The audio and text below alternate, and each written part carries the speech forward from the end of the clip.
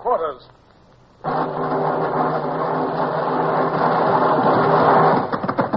Run out the guns. Stand by the starboard battery. One broadside into it, if you please, Captain Bush. Pointers on target. Linstops ready. Aye, sir. Ready. Fire!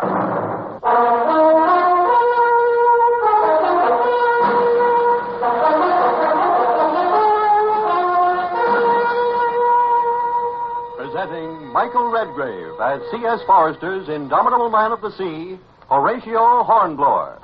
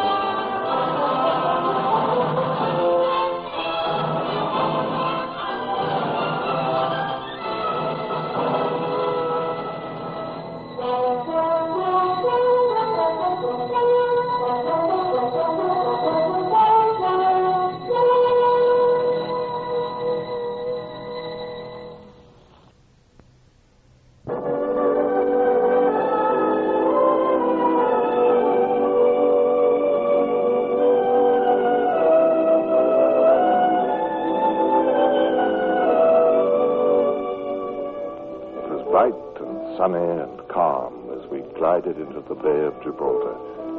And I stood on the quarterdeck with my telescope trained towards Algeciras for more than an hour.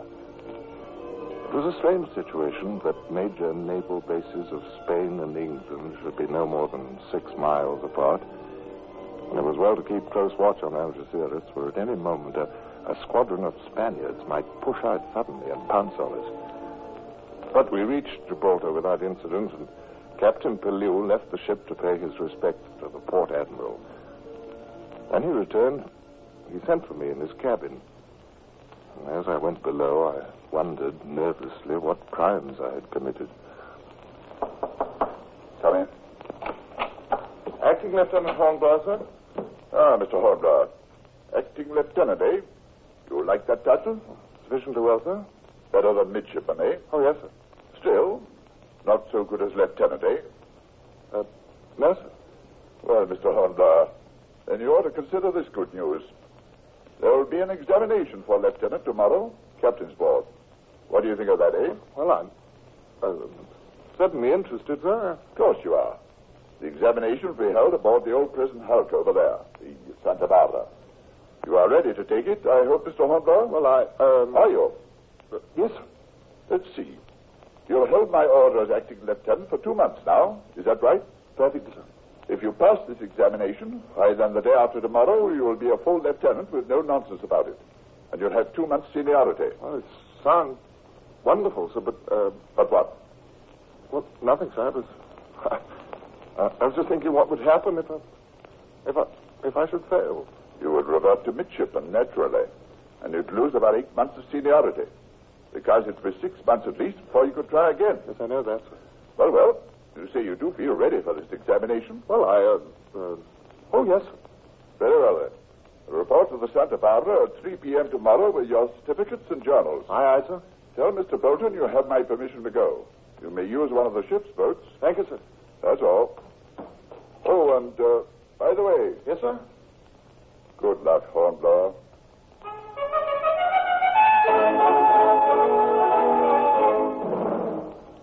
I wished that I could be as confident of the examination as I pretended. The truth was, I hadn't expected it to come so soon.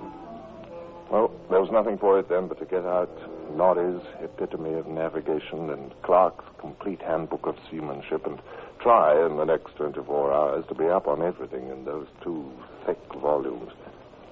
And there were other things to be attended to besides. And my friend, Midshipman Jack Brace, never let me forget them. Shoes.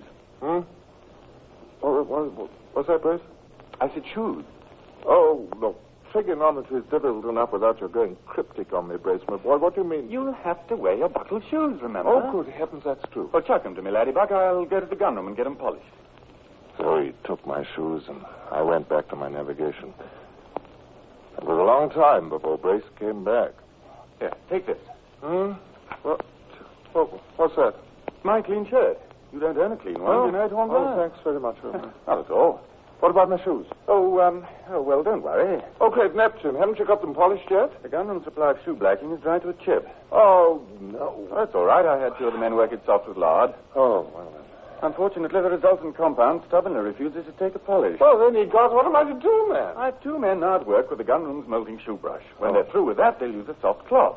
Now, don't worry. We'll bring your shoes up to a condition of brightness worthy of an examination for lieutenant.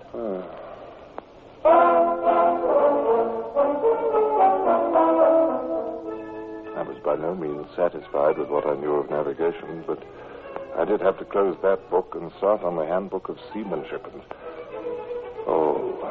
I felt so abysmally ignorant. Jack Brace's interruptions at least served the purpose of taking my mind off my desperate lack of knowledge. Breeches. What are you talking about this time, Brace? Breeches? Hey, give me the breeches to your number one uniform. Oh? I'll have them pressed for you. Oh, yes. Thank you, Jack. Now, don't mention it, laddybuck.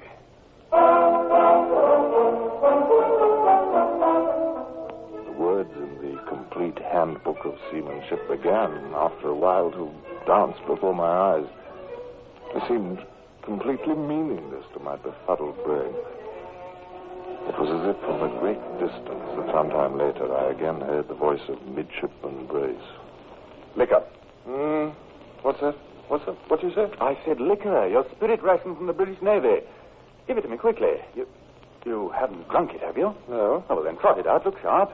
Why? So that the gunroom attendant will be able to press your breeches. What, is he going to press them with a tin cup half full of rum? Oh, of course not. The liquor's for the warrant cook. Oh, why should he have my rum ration? Because if the gunroom attendant is to press your breeches, he has to heat a flat iron in the galley. Oh. Well, the cook won't allow him to do that without some payment.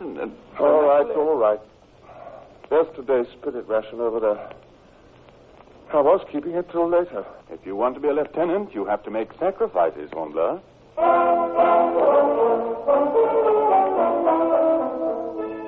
It went on like that through the afternoon, and most of the night, and all of the next morning. And by the end of that time, I was turning rather frantically from Norrie's text to Clark's and back again to Norrie's navigation. The only question in my mind was, which one baffled me more? Finally, the boat was ready to carry me to the Santa Barbara.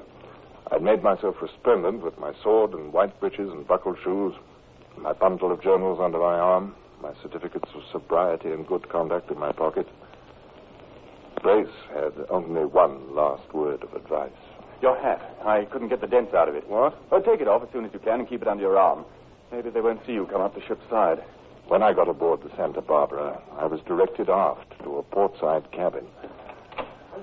And when I entered that cabin, my heart sank down to those buckled shoes. For there was a whole cabin full of other midshipmen, all of them dressed like myself, all of them ready to take that examination. One of them spoke to me. Welcome to the Black Hole of Calcutta. Oh, for the love of... How many are there here, anyhow? You're the 40th. 40? How many will they pass, do you think? 5? I doubt it. Do you know who's examining us? No? Dreadnought Foster, for one. Oh, no. He's a tail twister if ever there was one. And Captain Harvey of the dockyard. I don't know him. You wouldn't want to. Well, who's the third? I don't like to tell you. Well, I don't like to have you tell me then. But you might as well. Come on. Black Charlie Hammond. Oh, Lord. Oh, he's almost as bad as Dreadnought Foster, isn't he? Yes. He passed through here looking as if he'd lost a guinea and found sixpence. Ah. Well, we may as well sit here and wait our turns, but much good it'll do us. We waited. The first man came back from his examination. But he had failed, and informed us that they began by asking him to define a rum line. 39 midshipmen had their textbooks open on the instant and reread about rum lines. Candidates departed and candidates returned, most gloomy, some smiling. The afternoon wore on. Twilight came, Night came. And finally, my new friend left. And 10 minutes later, he was back. He had failed. It was my turn now. I straightened my neckcloth and saw to it that my sword hung correctly at my side. In an agony of nervousness, I went into the examining room to stand before the 3 grim faces across the table. Well, sir, report yourself. We have no time to waste. Hornblower, sir. Horatio Hornblower, midshipman, acting lieutenant, HMS Indefatigable, sir. Your certificates, please. Yes, sir. Yes, they're in order. You're close hauled on the port tack, Mr. Hornblower. Beating up channel, with a northeasterly wind blowing hard, with Dover bearing north 2 miles. Is that clear? Yes, sir. Now the wind veers 4 points and takes you flat aback. What do you do, sir? What do you do? Oh, no rum lines. Yeah, what's that? Nothing, sir. What do you do? Quickly. Well, by now you're dismasted. Dismasted with the Dover cliffs under your lee. Sir, you're in serious trouble, Mr. Hornblower. Well, sir, I think that, did you say 4 points, sir? Because if it was... That's gunfire out there. Cannon! Come on, let's get back to our ships.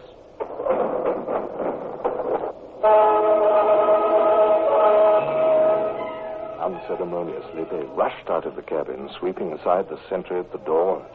I followed them, and with the 3 captains, I arrived in the waist, just in time to see a rocket soar up into the night sky, burst in a shower of red stars. Why, it's the general alarm. Fire ships. Fire! Observe, watch. Call my gig. Huh? You don't expect to find a gig now, do you, Hammond?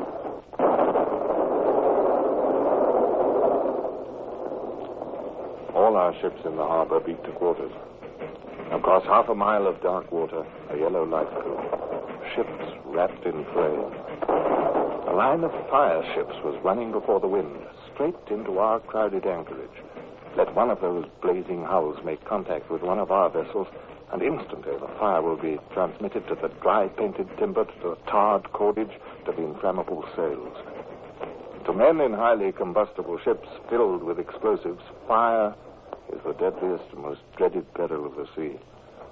And this was the peril we all faced now. You showboat there! You showboat! Come alongside! Come alongside, confound you! Come alongside or I'll fire at you.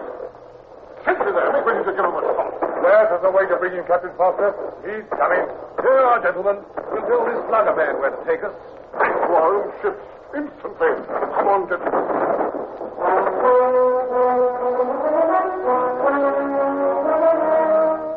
The 3 captains ran to the mizzen chains and flung themselves down into the boat. I was right at their heels. It was my bounden duty to get back to my ship as soon as possible. But then I knew there was no chance of the junior officers finding a boat to take him back. Perhaps after the captains reached their ships, if they reached them, well, I could do the same, perhaps.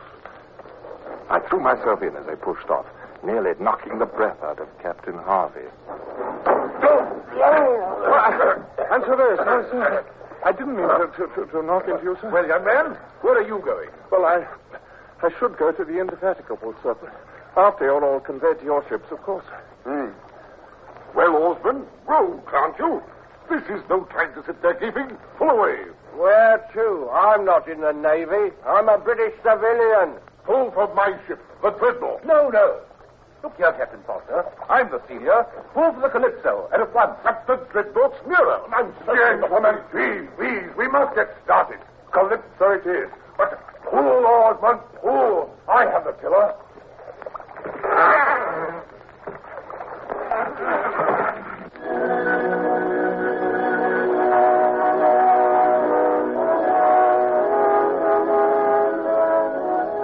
The day when earlier I had faced the captain's board for my examination for lieutenant ended with me in a boat in Gibraltar Harbor in the middle of a dangerous action. And my companions were a reluctant oarsman and the 3 captains of the captain's board. Their tempers had not markedly improved. Pull! My ship's in danger. I suppose you don't think that mine is too, Foster. Look, sirs, Look, there's one of the fire ships now, sir. Where? Well, just after us, sir, over there. She's swinging round. She's across Santa Barbara's cable. She's going to ram the Santa Barbara. Heaven help her on board there. Sir, the old Santa Barbara has 2,000 prisoners battened down below decks, hasn't she? That fire ship will be alongside her any minute. Sir, with a man at the wheel of the fire ship, she could be steered clear. Don't you think so? We ought to do it. Put the tiller over, Captain Harvey. Over it is. Now pull. You oarsman, he said pull. I don't want to. What's that you say? If I pull alongside that fire ship, we'll all go up in smoke. Your sword, Hammond. Yeah? Now, you oarsman. You see this sword? Now pull. Pull. Pull. Yes, sir. Yes. Lay us under her counter.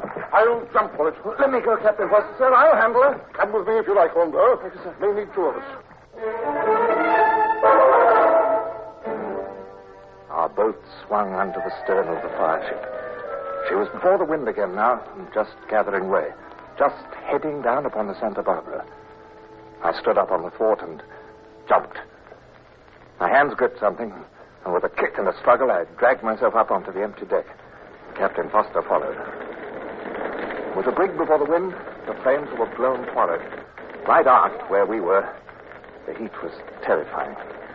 I ran forward to the wheel. It was lashed with a loop of line, and as I cast this off and seized the spokes, I could feel the rudder below me bite into the water. We're going to collide with the Santa Barbara. Hard over! Hard over it is, sir. Lee over, flames coming this way. But hold on to that wheel.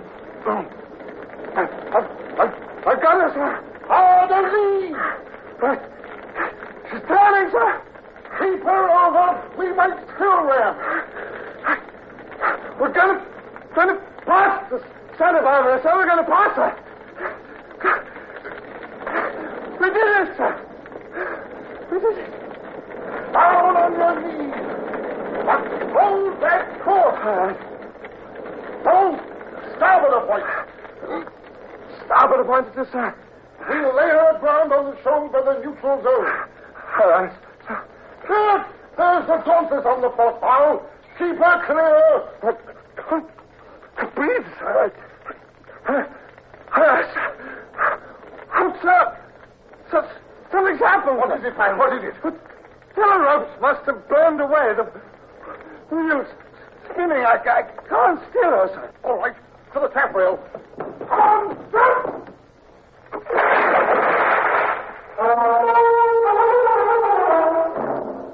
The water closed over me, and I felt panic as I struggled back to the surface. It was cold. I could see nothing in the darkness, with my eyes still dazzled by the roaring flames. Somebody splashed beside me. Oh, Hornblower! Oh, sir. They were following us in the boat to take us off. I hope they get to us. Can you swim? No, not very well, sir. I can't either. Ahoy! Ahoy! Helm! Harvey! Ahoy! Ahoy! Don't see him, sir. Oh, where are they? No, where are they? I fell back with a splutter, almost choking with water. They were both growing weaker. I wondered if he felt the same despair that I felt. And I suppose he did. For even captains of much seniority are only mortal men after all. How long we struggled side by side in the water until he spoke to me again, I don't know. Oh, Hornblower. What's that? The boat. Where's... They're there. Huh? There. Oh, call them. I can't. Ahoy! Rose! Ahoy! Oh, they're headed towards us. What's that? Here he comes. Here he comes. Here it is. Hanging onto the side. Got it, sir. Got it. Come on, you men up there. Lift me out! This is a city. Good. Now haul out my young friend.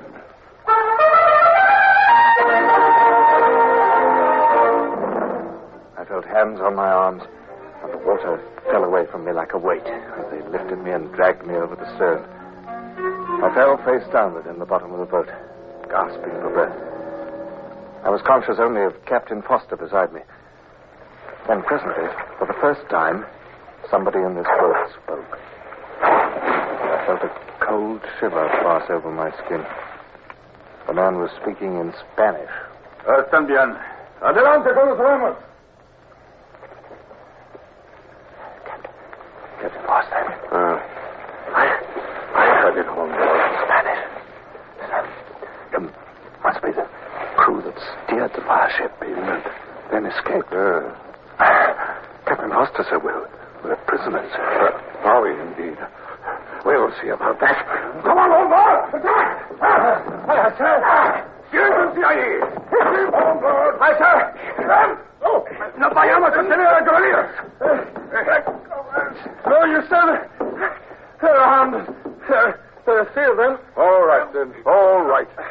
We're prisoners. Siéntense ahí, silencio. Adelante con los remos.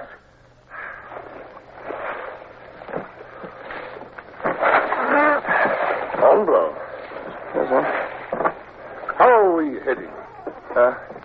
North, I think, sir. Yes, north. Maybe they are going to land on the neutral ground and make for the Spanish borders. That's their best chance. It's a dark night. There are two other ships burning themselves out over there, sir. There were 3 fire ships came in all, I think. Well, that was my count, sir, 3. That means that none of them did any damage. Good. But a bold endeavor. Whoever would have credited the Dons with making such an attempt? Well, they've learned about fire ships from us, perhaps, sir. We may have nursed the pinion that impelled the steel, eh? Well, it is possible, sir. I suppose it is. Well, let's lean back, Hornblower.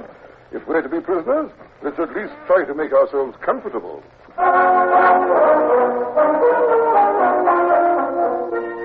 Captain Foster was a cool enough customer, quoting poetry and discussing the naval situation while being carried off into captivity.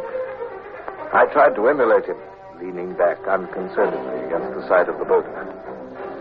I would not have wanted Dreadnought Foster to realize that I was shivering from something other than the chill wind. I wondered what hardships a prisoner of the Spaniards might have to undergo. And suddenly, there was a voice, an English voice from across the water. Hold ahoy! There's our own boat, sir. Or a British guard boat. About time. Hold ahoy! No hacen caso. Continúen a remar. Continúen a remar. Ahoy! Ahoy! Hammond! Harvey, ahoy! Tú también, cállate o te mataré. We kill you if you yell. We'd best be quiet, Hornblower. He'll finish us if we're not. Hold ahoy! Lay on yours, or I'll fire into you. Continúen a remar. Stop rowing, or I'll ram you. Continúen a remar. Ramos, Hammond, ramos! Ponemos remar. A la lucha, a la lucha. Come on, Hornblower, let's get into this. Aye, sir. After them! A la lucha, a la lucha. Swallow them, John. How you do? I'll shoot him. Bastante. Nos rendimos para la lucha. Sí, we surrender. That's better. Sit down there in that boat. Drop your arm. Give me a hand, Captain Foster. Jump in here. Jump it is. Now you, Mr. Midshipman. Thank you, sir. Are you all right, you two? Why not? I'm all right, sir. Keep your gun trained on those Spaniards, Hammond, until I get into that boat. Then I'll keep a gun on and make them follow. Go ahead, Harvey. All right. Pull away. I'll follow you with the prisoners. Pull oars. Thank God you're safe, Foster. And you too, of course, Mr. Hornblower. No thanks to you, however, I might add, Captain Hammond. After your fireship cleared the Santa Barbara, a puff of wind took you on so fast, we couldn't keep up with you. Most interesting, Captain Hammond. It called for Spaniards to save us from drowning. I thought I could rely on two brother captains. May I ask what you're implying, sir? I make no implications, but others may read implications into a simple statement of fact. I consider that an offensive remark, sir. I congratulate you on your perspicacity, sir. Apparently, I shall have to send a friend to wait on you, sir. He will be welcome. I sat amazed, listening to two British captains planning to duel with each other on top of everything that had happened. They didn't speak to each other again, and Foster came aft and sat beside me. For some time, we drifted along in silence, and my thoughts went to my interrupted examination for lieutenant. I had a wild hope. I had, after all, it seemed to me, behaved rather well that night, and Captain Foster was certainly in a position to know it. I had, as I say, a wild hope. And finally, Foster spoke to me. Hornblower. Aye, sir. I shall have much to do before morning. You, sir, Mr. Hornblower, will carry out my orders. Aye, sir. These prisoners. I want you to find someone who can speak their lingo and have it explained to them that I shall send them back to Cartagena under cartel, free, without exchange.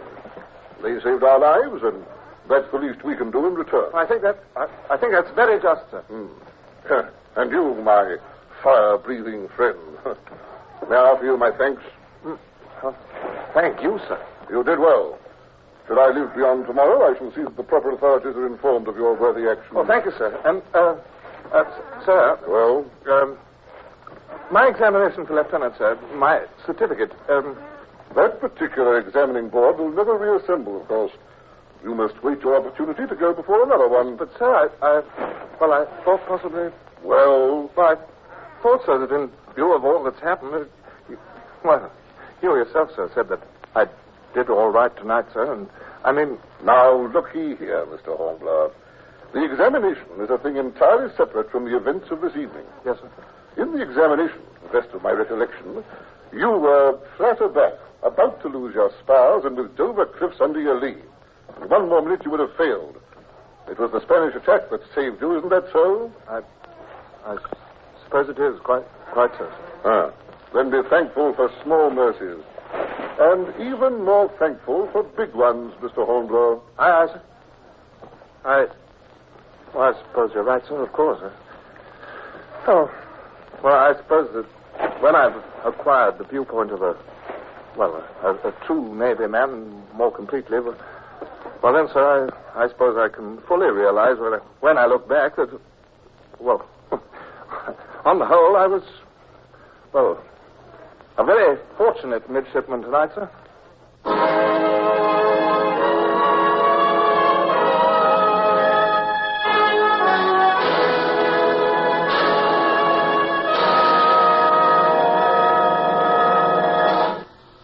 Horatio Hornblower, starring Michael Redgrave, is based on the novels by C.S. Forrester.